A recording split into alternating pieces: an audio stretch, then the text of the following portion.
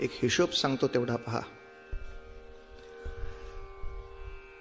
संभाजी राजांना हाताशी घेऊन दिलेर खानाने विजापूरची मोहीम आखली. विजापूरचा बादशाह इतका घाबरला, त्यांनी शिवाजी राजांकडे मदत मागितली. अहो मोगल मला मारतायत, तुम्ही मला मदत करा. शिवाजी राजांची पण पंचायत होती. मग शिवाजी राजांनी नेहमीप्रमाणे एक वेगळाच मुद्दा मांडला.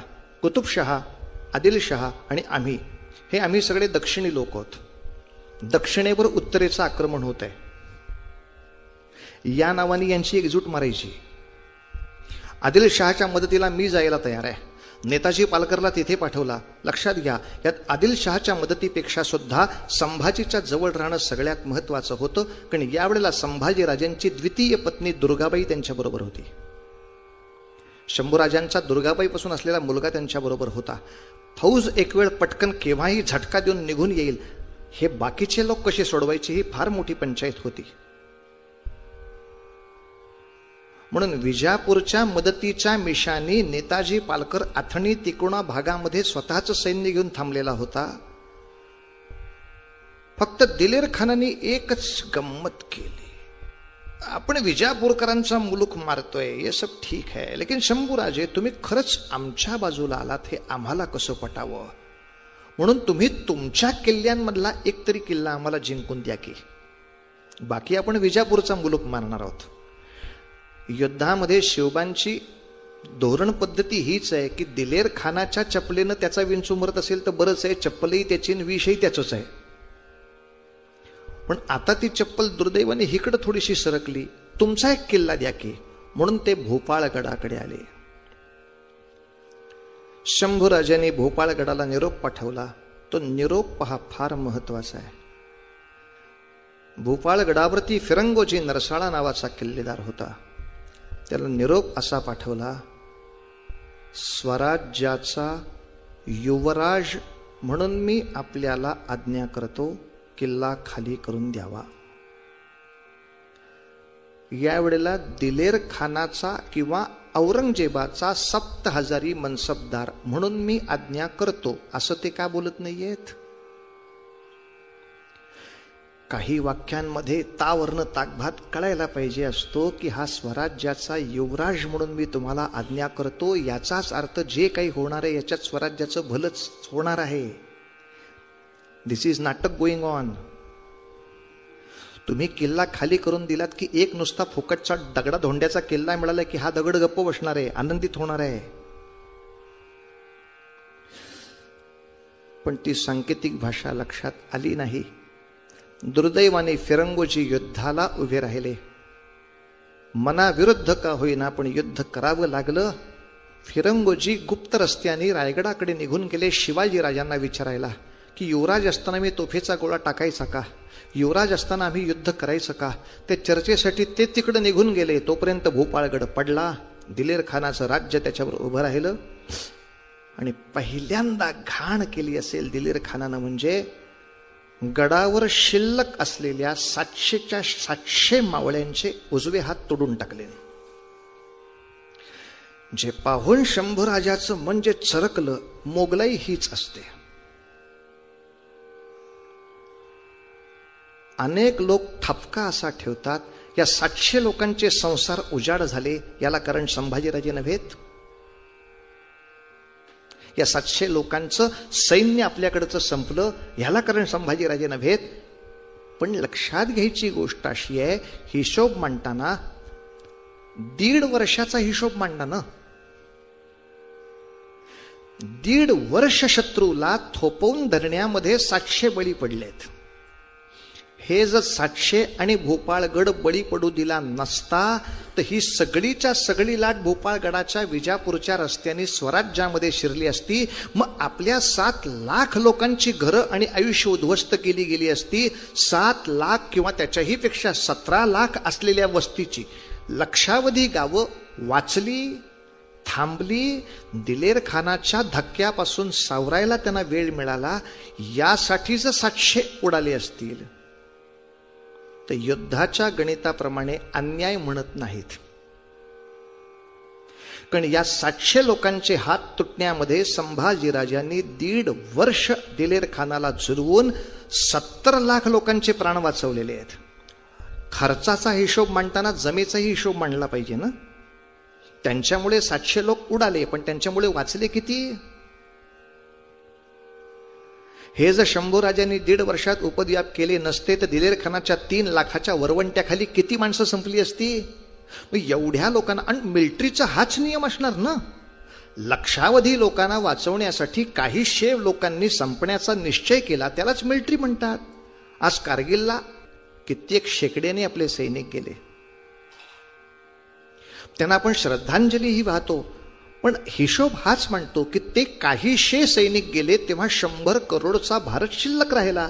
100 करोडचे नागरिक शिल्लक राहण्यासाठी संपायला किंवा हौतात्म्य गाजवायला जे तयार आहेत तेच सैन्य असतं. शंभूराजांच्या या सगळ्या प्रकारामध्ये ती 700 माणसं गेली असतील, पण याच्या विरोधामध्ये 70 लाख जगलेत हे विसरायचं नाही. आणि त्याच्याही पुढचं एक महत्वाचा पुरावा सांगतो. अजून एक पद्धत अशी सांगतात की जेव्हा भोपाळगडाच्या खाली शंभूराजे उतरले आणि आता विजापूरकडे वाटचाल सुरू झाली, मध्ये 2 गावं होती, मी मगाशी सांगितली ती, तिकोटा आणि अथणी. या 2 गावामध्ये मुघलांचे अत्याचार संभाजीराजांनी पाहिले. प्रचंड गावच्या गावं कैद करून आणली जायची. बायकांवरचे अत्याचार बघवत नव्हते, गोरांवरचे त्याच्यापेक्षा बघवत नव्हते. माणसांचे अत्याचार ऐकवणार नाहीत इतके भयानक होते.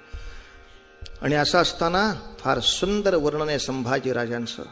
आपण दिलेर खानाच्या गोटात आहोत हे माहीत असताना साऱ्या सैन्यात देखत शंभूराजे दिलेर खानावर चालून गेलेत. त्याची गचांडी धरून त्याला जाब विचारलाय, अरे राज्य करता का सैतानात? दिलेर खान म्हणला, हम तो सदी से ऐसे ही राज्य करते हैं. अरे काही माता भगिनी तुम्हाला आहेत का नाहीत? दुश्मनला आपण माय बहीण मानतच नाही, प्रश्न येतोच कुठे? ती मानवता वगैरे सगळं पाळायचं कंत्राट तुमच्याकडे आहे. हम दुश्मन को सिर्फ दुश्मन समझते हैं, दुश्मन खत्म करने के लिए होता है, और ज्यादा से ज्यादा यातना दे तो खुदा ताला प्रसन्न होता है.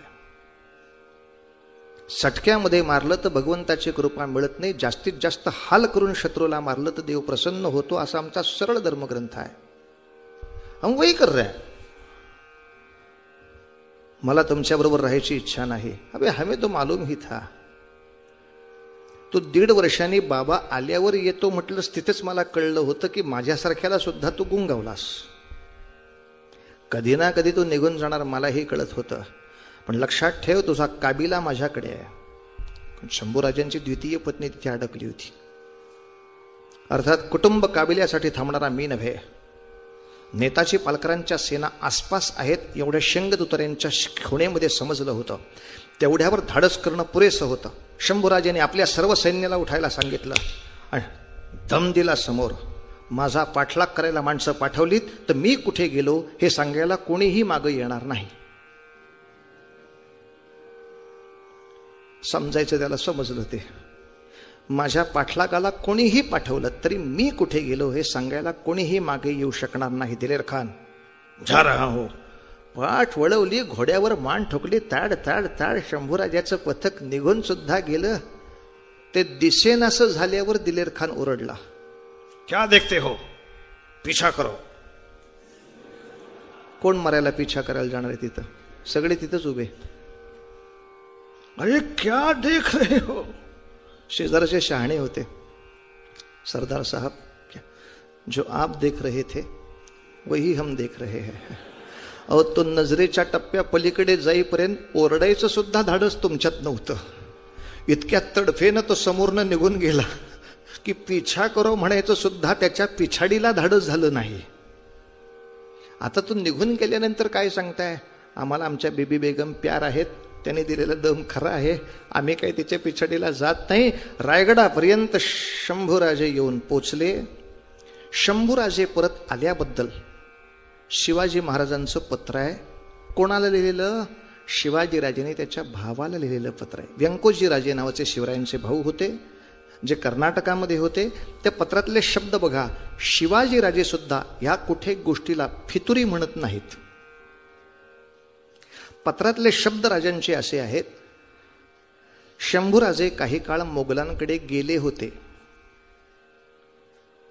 त्यांना परत इकडे आणण्यासाठी बरेच कष्ट करावे लागले. लक्षात घ्या, कष्ट म्हणजे नेताजी पालकरला पाठवून नेटवर्क लावणं याच्याबद्दलचा विषय हा.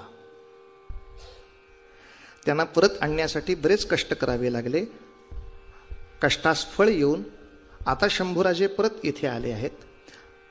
मुघलांची पातशाही असो अथवा आदिलशहाची किंवा कुतुबशाहीची पातशाही असो, या कोणत्याही पातशाहीमध्ये आपल्या मनाच्या बरहुकूम धर्मराज्य होणार नाही हे त्यास कळून चुकले आहे. काही वाक्य अशीच म्हणावी लागतात की ज्यायोगे हे नाटक नाही हे इतरांना सिद्ध व्हायला पाहिजे, की असे त्यांच्या लक्षात आले. शंभूराजे आता घरी परत आले आहेत आणि घरोब्याच्या संबंधाने जसे करायचे तसे समाधान झालेले आहे. आता आपण म्हणाल की ह्या पत्राचा जर महत्वाचा पुरावा म्हटला तर आतापर्यंत फितुरी करणाऱ्यांचे डोळे फोडणारे शिवाजीराजे, फितुरी करणाऱ्यांचे हात तोडणारे शिवाजीराजे फक्त पोरगा होता म्हणून हो म्हणून मोकळे झाले का? हो, जाऊ दे. आता लक्षात घ्या, नाटक काय उभं केलंय, तो आमच्यावर नाराज झालाय आणि मुघलांकडे गेलाय. स्वार्थासाठी नव्हे, आमच्यावरची नाराजगी काढण्यासाठी. मुद्दाम लक्षात घ्या, स्वार्थ मिळवण्यासाठी दुसऱ्याकडे जाणं आणि फक्त नाराज होऊन रुसलो आहे म्हणून दुसऱ्याकडे जाणं, यामध्ये फितुरी हा शब्द आणि रुसवा हा शब्द दोन वेगळे असतात. इतिहासामध्ये याच्या पूर्वी हा प्रकार झालेला आहे. अफजल खानाच्या स्वारीमध्ये खंडोजी खोपडे नावाचा सरदार होता, तो फितूर झाला होता.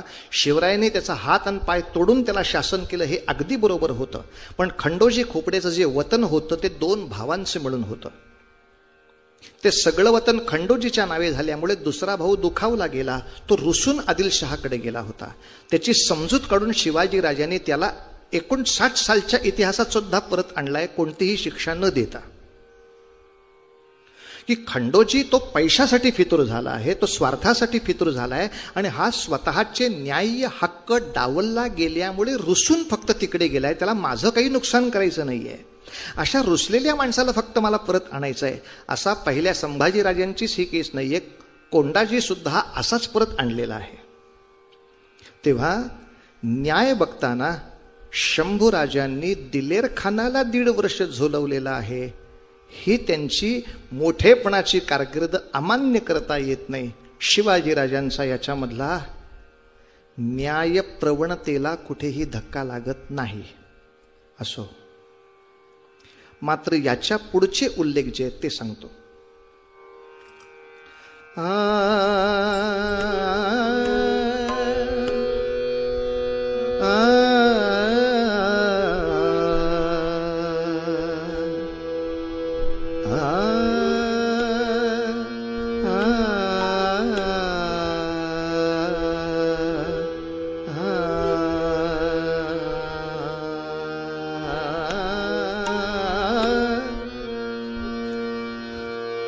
शिवाजी राजांचं एक फार मोठं स्वप्न होतं. काही काळात औरंगजेब आता खाली उतरून येईल, त्याच्या समोर आपली 2 लाख सेना उभी करून आता असं निर्णायक युद्ध करू, याच्यातून शिल्लक राहील त्याला स्वराज्य म्हणता येईल, असा सगळा डोक्यामध्ये डाव चाललेला असताना इतके अत्यवस्थ रायगडावर आजारी झाले.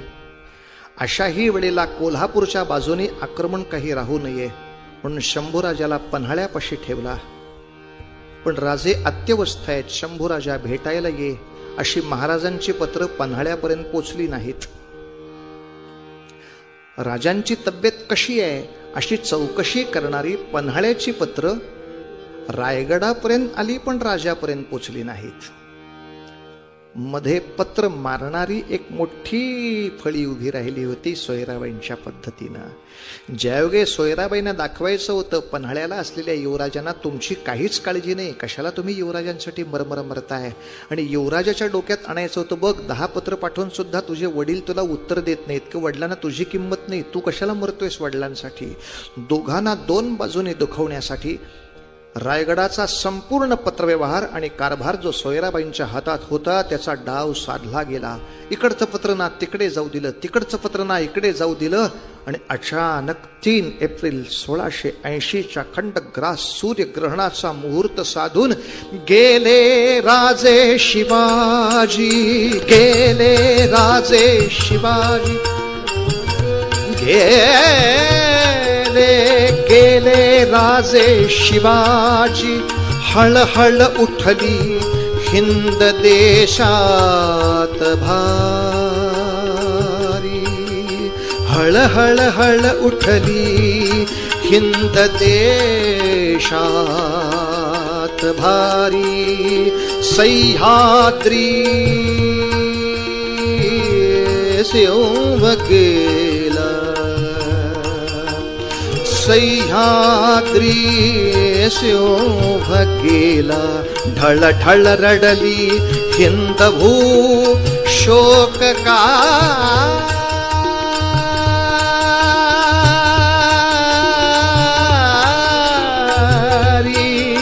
ढळ ढळ रडली हिंद भू शोककारी, शोककारी शोककारी. गेले राजे शिवाजी, गेले राजे शिवाजी. राजांच्या निधनाची वार्ता लपवून ठेवली. राजारामाच्या हातून अंत्यसंस्कार करून टाकले आणि सोयराबाईंनी मोरोपंत, अनाजी पंत, पिलाजीराव शिर्के, हंबीरराव मोहिते, 2 मंत्री आणि 2 सरसेनापती या चौघांना पाठवलं पन्हाळगडाकडे. शंभूराजाला आहे तिथेच कैद करून कायमचा टाका, राजारामाचं मंचकारोहण करून घ्या. पण मार्गातच पिलाजीराव आणि हंबीरराव मोहित्यांनी ठरवलं हा बेत चांगला होणार नाही. शंभूराजाला हिनं अंत्यदर्शन पण होऊ दिलं नाही. स्वराज्याचा विचार सुद्धा हिच्या डोक्यामध्ये नाही. या बाईचा बेत सफल नाही होऊ द्यायचा म्हणून पन्हाळ्यापर्यंत 4 गेले. पण पिलाजीराव शिर्के आणि हंबीरराव मोहित यांनी मोरोपंत, अनाजी पंतांना अटक करून संभाजीराजांच्या समोर उभं केलं. हे सोयराबाईंच्या वतीने तुम्हाला अटक करायला आलेत. मला अटक करायला? अर्थात. आणि मग तुम्ही? सगळ्या मराठी लष्कराकडून तुम्हाला मुजरा करण्यासाठी आलोय. सर्व शिवरायांचं मराठी लष्कर शंभूराजे तुमची वाट पाहत आहे. या कैद्यांना घेऊन असेच रायगडाकडे निघू. आणि इथे इतिहासाच्या एका बखरीत असं लिहिलंय की संभाजी राजांनी रायगडावर येताच सगळ्या मंत्र्यांची कत्तल केली. त्यामुळे बहुतेक ते फारच संतापी दिसतात. पण या बखरीतला उल्लेख चूक राहणार आहे, कारण याच्या पुढची घटना अशी आहे. संभाजीराजे रायगडावर आले. मोरोपंत, अनाजीपंत ही सगळी जी काही सर कारकून माणसं होती यांच्या घरावर पहारे बसले. हे एक फार मोठं आज्ञापत्र आज उपलब्ध आहे, ज्यामध्ये सगळ्या लोकांनी विनंती अशी केली की शंभूराजे, आता तुमचा राज्याभिषेक व्हायचा, अशा वेळेला ही जुनी माणसं तुरुंगात असणं चांगलं नाही. झालं गेलं विसरून जावं, यांना पुन्हा आपण पदावर घ्यावं आणि जवळजवळ शंभूराजांच्या सिंहासनारोहणानंतर 15 महिने म्हणजे 1 वर्षापेक्षा जास्त काळ शिवरायांचं जे होतं ते मंत्रिमंडळ तसंच राखण्यात आलं. आल्या आल्या कुठल्याही मंत्र्यांच्या कत्तली शंभूराजांनी केल्याचा उल्लेख ऐतिहासिक कागदपत्रात नाही. बखर हा 4थ्या क्रमांकाचा पुरावा असतो. आधीची पहिली पत्रव्यवहाराची कागदपत्र जास्त महत्वाची. पत्रव्यवहार किंवा जे करारनामे झालेले असतात ते जास्त महत्वाचे. म्हणजे आल्या आल्या त्यांनी आपल्या आईला भिंतीत चिडून मारलं. मी सुद्धा रायगड खूप वेळा पाहिलाय. तिथल्या गाईडला सुद्धा विचारलंय, सोयराबाईंना ज्या भिंतीत चिडून मारलं ती ऐतिहासिक भिंत दाखवा. म्हणला मला चिडून मारलं तरी सापडायची नाही. का नाहीच अशी काही भिंत या जगामध्ये? अशी भिंत नाही भिंतीत चिणून मारणं कसं असतं आपल्याला कल्पना आहे का? त्याच्यासाठी एक विशिष्ट कोनाडा करायला लागतो, तशी एक भिंत असावी लागते. आतला मनुष्य जरी मेला, त्याच्या अस्थी काढले तरी ती भिंत तशीच राहते. अशी कुठेही प्रकरण नाही. सोयराबाईंनी नंतर विष पिऊन आत्महत्या स्वतः केल्याचे उल्लेख 4 आहेत. बरं, सोयराबाईंना सुद्धा शंभूराजांनी जे कैद केलं होतं ते हातापायात बेड्या घालून, शोले पिक्चर नव्हता त्याच्यामध्ये त्यांना करायचा, त्या फक्त नजर कैदेत होत्या. घरावरती पहारे लावणं इतकाच त्या कैदेचा अर्थ होता. राजारामाला सुद्धा काही काळ संभाजीराजांनी कैदेतच ठेवला. याचं कारण राजारामाला हाताशी धरून बाकीचे बंड करतील म्हणून त्याला थंड ठेवला.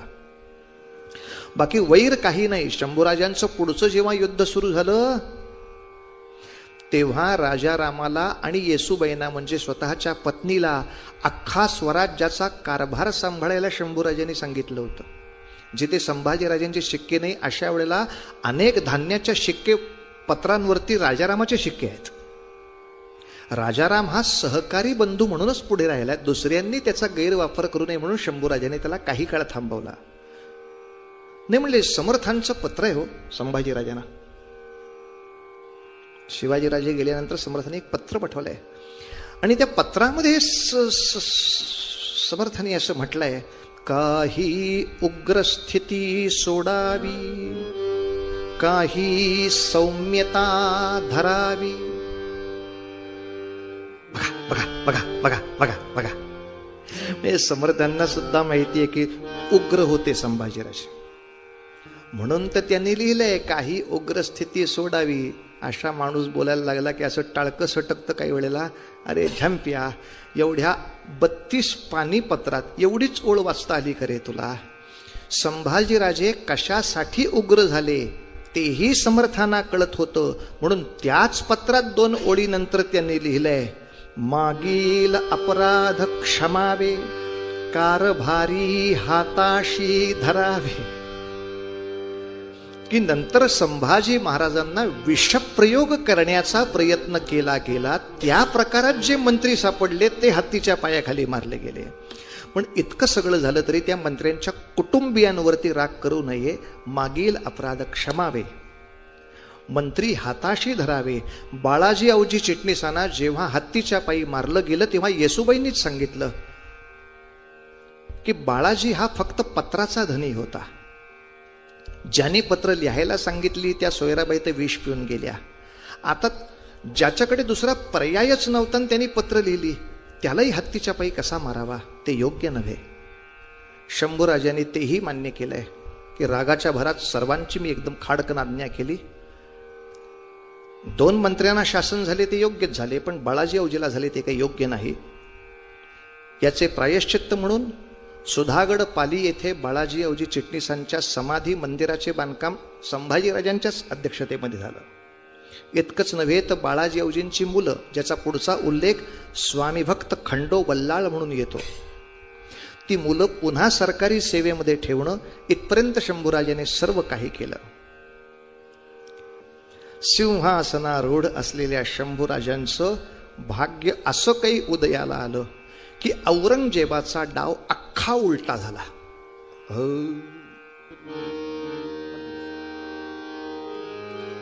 काय उलटा डाव झाला असेल? शिवाजीराजे गेले म्हटल्याबरोबर औरंगजेबाची कल्पना अशी, आता यांच्या मारामाऱ्या होतील. शिवाजी नाही म्हटल्यावर संभाजी काय ना राजाराम काय, कोण आहे आपल्याला एवढा तुल्यबळ आहेच कोण? त्यामुळे आतापर्यंत औरंगजेबाने झिजिया नावाचा कर म्हणजे टॅक्स, झिजिया कर या शब्दाचा अर्थ तुम्हाला आम्ही हिंदू म्हणून जगायला देतो याबद्दल तुम्ही टॅक्स द्यायचा आहे, खऱ्या अर्थाने हप्ता वसुली. या मोहल्ल्यात धडपणे राहायचं असेल तर रोज 100 रुपये द्यायचे, यातला जो भाव असतो तोच तो. तुम्हाला आम्ही मारत नाही, न्यूसेन्स व्हॅल्यूची किंमत हप्ता द्यायचा. हा तुमच्या प्रगतीसाठी, धरण प्रकल्प, रस्ते बांधणीसाठी नाही. हा जो तुम्ही टॅक्स देता हा फक्त आम्ही तुम्हाला सुरक्षित ठेवतो, तुम्हाला मारत नाही, तुमच्यापेक्षा 2 काठ्या आम्ही मारू शकतो या शक्तीची किंमत द्यायची. म्हणून औरंगजेबाने आतापर्यंत दिल्ली, आग्रा, मथुरा याच भागात झिजिया चालू ठेवला होता. आता त्यांनी महाराष्ट्राला लगत असलेल्या बऱ्हाणपुरापर्यंत तो टॅक्स आणला. शिवाजीराजे गेला म्हटल्यानंतर महाराष्ट्रापर्यंत तो टॅक्स सगळीकडे मोगल प्रांतात लागू करता येईल अशी औरंगजेबाची अटकळ होती. बऱ्हाणपुरापर्यंत ती सगळी लाट आली. बऱ्हाणपूरच्या लोकांनी प्रार्थना केली, शंभूराजे आमच्यापर्यंत जिजिया कराचा त्रास सुरू झालाय. औरंगजेब दिल्लीपासून उत्तर प्रदेश ओलांडून मध्य प्रदेशाच्या बऱ्हाणपुरापर्यंत अन्याय करायला येतो, त्याला सलामी दिली पाहिजे. त्याला सलामी देण्यासाठी महाड आणि इथल्या कोकणामध्ये असलेल्या रायगडापासून आम्ही पण बऱ्हाणपुरापर्यंत येऊ शकतो इतके एकदाच दाखवायला हवे. हंबीरराव मोहिते, तुमच्यावर जबाबदारी. जिजिया वसूल करणारा एकूण एक अधिकारी तर संपवायचाच, पण बऱ्हाणपूर ह्याच्यानंतर 4 वर्ष उभे राहणार नाही अशी लूट रायगडावर आणून दाखवायची. आणि शिवाजीराजे जाऊन वर्ष नाही उलटलं तोवर हंबीरराव मोहिते बऱ्हाणपुरावर चालून गेले. तिथले सातीच्या साती पुरे लुटले, व्यापारी लुटले, तिथले सगळे मुघलांचे खजिने लुटले, झिजिया कराचा पैसा लुटला, हिंदूंना अभय दिलं. ही लूट इतकी होती की ती आणता येईना अशी अवस्था झाली. हंबीररावांनी विनंती केली, काय करू? ते म्हणले, त्यातले जे टाकून देता येईल ते सामान टाकून बाकीचे आणा.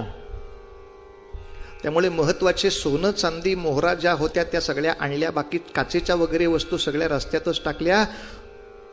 इतिहासात नोंद अशी आहे की टाकून दिलेल्या वस्तू सुद्धा पुढे वर्षभर त्याच रस्त्यावर होत्या. का? कोण हात लावायला जाणार? सगळ्यांच्या उरात धडकी हीच होती की बहुतेक जमेल तेवढं ठेवून हे परत यायचेत हे घेऊन जायला. यांच्या इथल्या वस्तूला जर हात लागली तर आपली धडगत नाही. टाकून दिलेल्या वस्तू सुद्धा तिथेच होत्या. 1 वर्ष राजा जाऊन होईपर्यंत टिपरीवर ढणकन अशी दणकी पडावी अशी औरंगजेबाला वार्ता कळली. तुझा झिजिया कर घेणारी माणसं मेलीत, तुझा सगळा बऱ्हाणपूरचा खजिना रायगडापर्यंत गेलाय. अब शंभू की कुछ खैर नाही. इकडे औरंगजेब 7 लाखाची फौज तयार करत होता दिल्लीत. इतक्यात औरंगजेबाला बातमी कळली, मिस्टर औरंगजेब, तुमचे जे धाकटे चिरंजीव आहेत, धाकटे शहाजादा मोज्जम मधलाय, सगळ्यात धाकटे चिरंजीव औरंगजेबाच्या अतिशय धाकट्या चिरंजीवांचं नाव सुद्धा अकबर असंच आहे. तो शहाजादा अकबर. तो बोटावर कबूतर असलेला अकबर तो वेगळा. हा औरंगजेबाचा मुलगा अकबर आहे. आणि औरंगजेबाला बातमी अशी कळली की तुमचा तो छोटा छोटा छोटा छोटा छोटा अकबर राजपूत लोकांना हाताशी धरून तुम्हाला दिल्लीच्या सिंहासनावरनं काढून बादशाह व्हायच्या रस्त्यावर आहे. म्हणजे आता मी संभाजीशी लढायचंय का अकबराशी? पण औरंगजेब अतिशय धूर्त राजकारणी होता. त्याने बरोबर पत्ते शोधून काढले कोण कोण राजपूत अकबराच्या बाजूला उभे राहिलेत. अमुक एक आहे, अमुक एक आहे, अमुक एक आहे, अमुक एक आहे. या सगळ्यांना गुप्तपणे भेटण्यासाठी आपले दूत पाठवले. काय जे व्यवहार व्हायचे ते झाले. या सगळ्यांचा पाठिंबा अकबराकडचा काढून घेतला आणि स्वतःच्याच पोराला देशोधडीला लावला. अर्थात बहुतेक म्हणूनच ही इतका वेळ राज्य करू शकत राहिले. यांच्याकडे दया माया हा विषयच नाही. बाप आडवा आला कापून काढा, भाऊ आडवा आला कापून काढा. ते नातीबीती सांभाळायची, ते आपले अण्णा, आपले दादा, आपले आबा, आपले काका, आपले सत्या, हे सगळं आपल्या वरावरच सगळं बदले. तिथं कोण कोणाचं नाही हो. आडवा आला छाडो उसको. औरंगजेबाचा सगळ्यात मोठा राग होता शिवाजीराजांवर तो हा होता, अरे माझ्या कैदेतनं माझा बाप नाही सुटू शकला, माझ्या कैदेतनं माझा भाऊ नाही सुटू शकला, माझ्या कैदेतनं माझ्याकडची एक माणूस नाही सुटू शकला. हा लेखाचं येऊन पोरा सगट पळाला. मग माझं नाक केवढ्याला कापलं त्यांनी. तो राग जो होता. आणि आता हा राग औरंगजेबाचा अधिक वाढला. कारण राजपुतांचा आधार निघून गेल्यावर शहाजादा अकबर संभाजीराजांच्याकडे जाऊन उभा राहिला आणि म्हणाला, मला माझ्या बापाला संपवायची इच्छा आहे, मदत करा. म्हणजे औरंगजेबाचा जो डाव होता की संभाजी म्हणजे शिवाजीचा मुलगा माझ्याकडे यावा, या बरोबर डावाची उलटी बाजू झाली होती. आता औरंगजेबाचा मुलगा संभाजीराजांच्याकडे येऊन उभा राहिला होता आणि विनंती करत होता, आमचे जे पारंपरिक राष्ट्रीय कार्य आहे. हो, पण औरंगजेबही तसाच सत्तेवर बसलाय, त्यांनी बापाला संपवला म्हणून. बरं, बापाबद्दल फार काही सहानुभूती करायचं कारण नाही, त्यांनी त्याच्या बापाला तसंच संपवलाय. एकूण आपल्या बापाला संपवणं, भावाबंधांना संपवणं, त्याच्यानंतर राज्यावर येणं ही आपली दिव्य परंपरा. या दिव्य परंपरेला अनुसरून मी सुद्धा माझ्या बापाच्या विरोधामध्ये उभं राहायला तयार होतोय. तुम्ही मदत कराल का? औरंगजेबाचा राग चौपटीनं वाढला होता. आधी यांनी आमची नाकं कापली ती कमीच पडली, म्हणून आता माझं पोरगं संभाजी राजाकडं आधार मागतं. म्हणजे माझ्यापेक्षा संभाजी राजाची ताकद त्याला जास्त वाटते, माझ्यापेक्षा शंभूराजांचा आधार त्याला जास्त वाटतो. देख लेंगे. आणि अकबरही संपेल, शंभूराजाही संपेल या ताकदीनं दिल्ली सोडली औरंगजेबाने. अर्थात पुढच्या 9 वर्षाच्या युद्धानंतर त्याला समजलं, ना तो अकबराला संपवू शकला, ना शंभूराजांना संपवू शकला, ना मराठी राज्याला संपवू शकला, ना मराठी राज्याच्या पुन्हा उभारणीच्या शक्तीला थांबवू शकला. समर्थांच्या पत्राचा शेवटचा ओळ अशी होती: शंभूराजे शिवरायांचे 8वावे रूप, शिवरायांचा 8वावा प्रताप, शिवरायाचा 8वावा साक्षेप भूमंडळी. म्हणजे बुवा समर्थांचं भोसल्यांचं काही प्रेमाचं नातं होतं का? पुरावेच पाहायचे असतील तर 30 पुरावे आहेत. 3 नाही म्हटलं मी 1 नाही 2 नाही, ज्याला अभ्यासच करायचा असेल त्याच्यासाठी सांगितलं.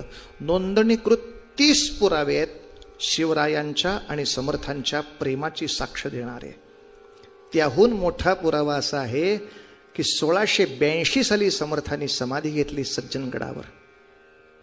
याच्यानंतर त्या समाधीच्या आजूबाजूला जे संपूर्ण राम मंदिराचं बांधकाम उभं राहिलंय त्याचे शिलालेख सुद्धा त्या ठिकाणी आहेत. हे सगळं बांधकाम शंभूराजांच्या काळात केलं गेलंय. हे सर्व बांधकाम शंभूराजांच्या राज्याभिषेकाच्या वेळेला समर्थांचे शिष्य दिवाकर त्या ठिकाणी उपस्थित असल्याचा ऐतिहासिक उल्लेख आहे. जे जे सज्जन होते त्यांना अभय होतं, जे जे दुर्जन होते त्यांना तितकंच मोठं भय होतं. शंभूराजांचं राज्य खऱ्या अर्थाने सत्य शिव सुंदर असं शिवराज्य म्हणजे शंभू राज्य म्हणजेच पवित्र राज्य होतं. शंभूराजांनी त्यांच्या 8 वर्षाच्या युद्धात आपल्या दूतांच्या मार्फत इकडे अरबस्तान, भारतामध्ये एका बाजूला बंगाल आणि भारतातल्या दुसऱ्या बाजूला तिरुवनंतपुरम इथपर्यंत अशा 3-4 इतक्या विविध लांबच्या पल्ल्यांना सुद्धा उडी मारून लोकांना चकित करून सोडलंय. 9 वर्ष महाराष्ट्रात युद्ध चालू होतं.